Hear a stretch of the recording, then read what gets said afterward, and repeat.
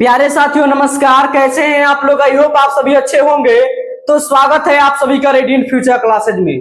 दोस्तों हम लोग लगातार इंग्लिश का एक सीरीज पढ़ रहे हैं, यानी कि हम बता दें आपको कि हम 60 डेज का एक सीरीज चला रहे हैं और उस सीरीज में आज हमारा 8वां दिन है, यानी कि क्या है, डेज 8, यानी कि डेज 8 है आज 8वां दिन है। और आज के 8वें दिन में हम आज फिर से एक इंग्लिश स्ट्रक्चर को, यानी स्पोकन इंग्लिश का बेसिक, एकदम बिल्कुल बेसिक चीज हम पढ़ने वाले हैं।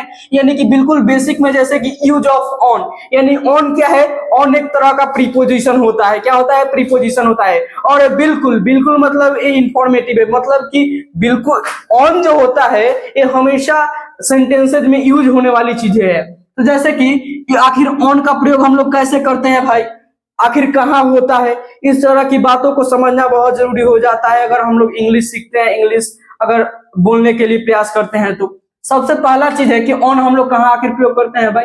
तो मान लीजिए कोई भी चीज है, उसके ऊपर कोई चीज है, तो उसके बीच जो नाउन है, दो नाउन है, नाउन के बीच दो नाउन जुड़ा हुआ है और नाउन के बीच में हम लोग क्या करते हैं, एक प्रीपोजिशन का यूज करते हैं और वो है ऑन। इसलिए हम लोग इसको ऑन, और ऑन है मतलब लगाने का मकसद यह है कि विदाउट आप प्रीपोजिशन लगाए यहाँ, ये आपका गलत हो जाएगा, रॉन्ग हो जाएगा। यानी कि हम लोग फिर चलिए ऑन को आखिर समझते हैं सेंटेंसेज के माध्यम से कि आखिर कैसे हम ऑन का यूज करते हैं।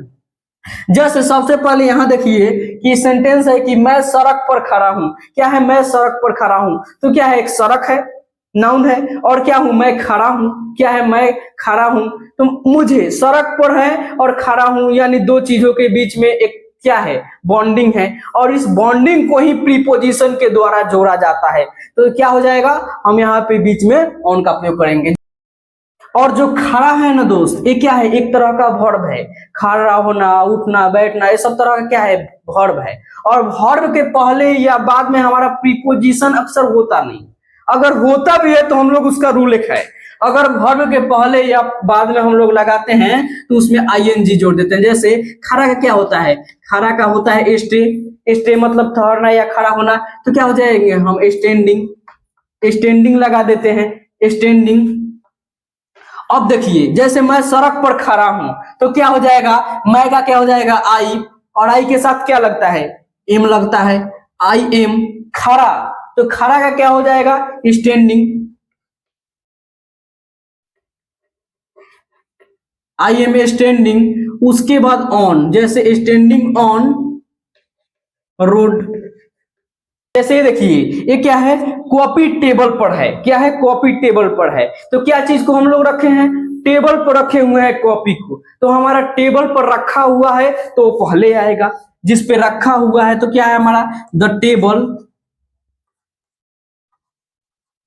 और ये क्या है, एक तरह का सामान है, हम लोग बोल सकते हैं टेबल है, तो इसमें क्या लग जाएगा, is, the table is on the copy.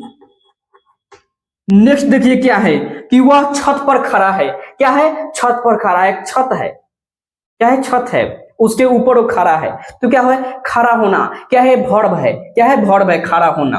तो जैसे, तो हमारा क्या हो जाएगा, वह का ही के साथ क्या लगता है, इज। ठीक है, वह खड़ा, ही इज